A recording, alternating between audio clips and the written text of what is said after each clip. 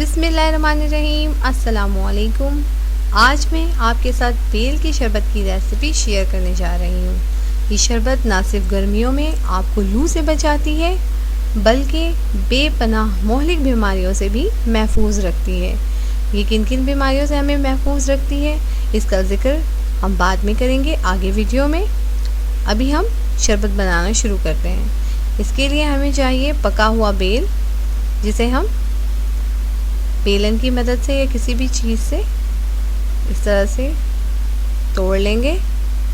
ये देखें।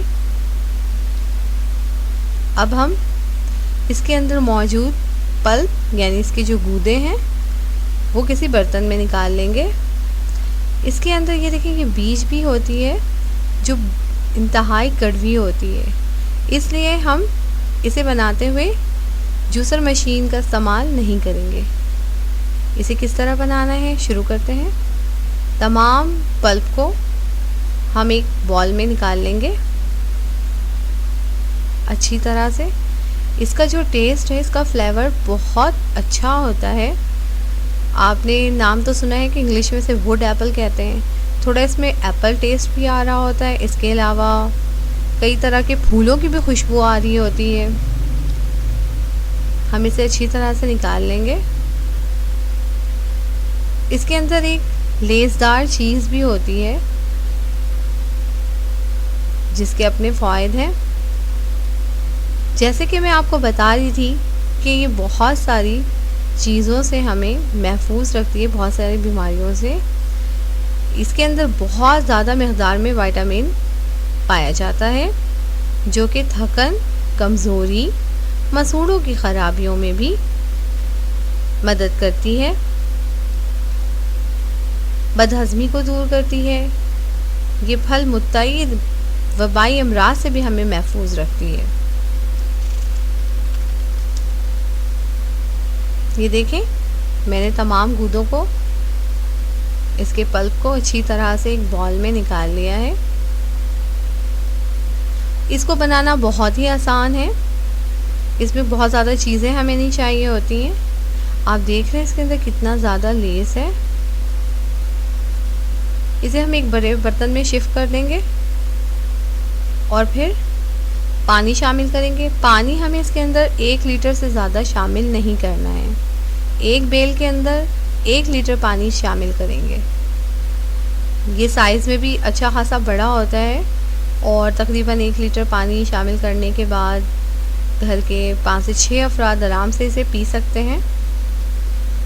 अगर आप मकदार बढ़ाएं तो फिर आप पानी की मकदार और बेल की मकदार के मुताबिक इसे बढ़ा सकते हैं। अब हम इसे अच्छी तरह से पानी में मिक्स करेंगे।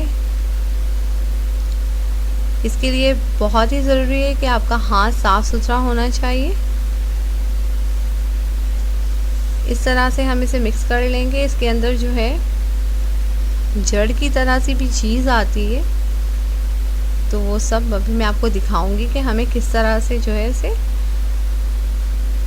साफ़ करना है। अब हम इसमें चीनी शामिल कर लेंगे। चीनी मैंने इसमें 3 टेबलस्पून यूज़ किया है। आप चाहें तो अपने टेस्ट के मुताबिक यूज़ कर सकते हैं। हम इसे अच्छी तरह से मिक्स कर लेंगे।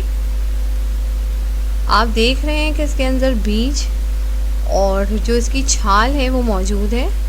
इसे हम निकालने के लिए अब हम छन्नी का यूज़ करेंगे। छन्नी देखें, अगर आपके पास इस तरह की मौजूद है जो बारीक है वो यूज़ कर सकते हैं आप, नहीं तो ये देखें इस तरह की भी छन्नी से यूज़ करके आप इसे बीज साफ़ कर सकते हैं। अब एक दूसरे बॉल में हम इसे छान लेंगे।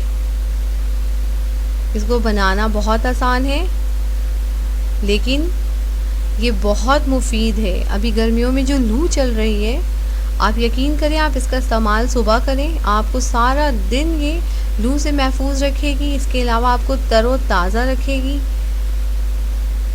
बहुत अच्छा है कि आप इसे सहरी में बना कर पी लें ताकि आप गर्मी की शिद्दत से बचें और आपका रोज़ा जो है बहुत अच्छा गुजरेगा इस तरह। तो जिस तरह मैं बता रही थी कि हम इस तरह से बीज को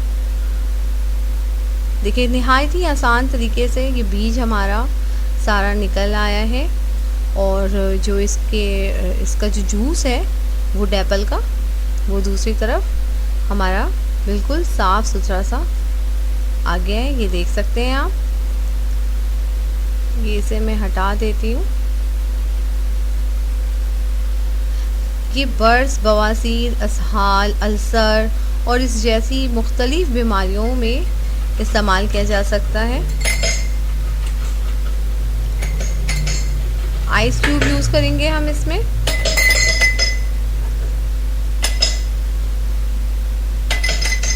ووڈ ایپل کا استعمال جو ہے آج کل جو سانس لینے کی جو تکلیف ہو رہی ہے، دشواریاں ہوتی ہیں لوگوں کو، جس طرح کے کرونا کے امراض میں زیادہ تر یہ سنا گیا ہے کہ وہ سانس لینے میں تکلیف ہو رہی ہے لوگوں کو، تو یہ جو ہے جو لوگ اسے مستقل یوز کریں گے نا، انشاءاللہ اس مسئلے سے وہ محفوظ رہ سکتے ہیں اس کے استعمال سے۔ جناب ووڈ ایپل شیک بن کے تیار ہے، اسے ضرور آپ گھر پہ ٹرائی کریں ایک بار، اور انشاءاللہ یہ آپ کو ضرور پسند آئے گی۔ مجھے بتائیں، فیڈ بیک دیں کہ آپ کو یہ شربت کیسی لگی، تاکہ میری حوصلہ افزائی ہو سکے۔ اور جن لوگوں نے میرا چینل سبسکرائب نہیں کیا ہے تو سبسکرائب کر لیں میرے چینل کو۔ اب دعاؤں میں یاد رکھیے گا۔ اللہ حافظ۔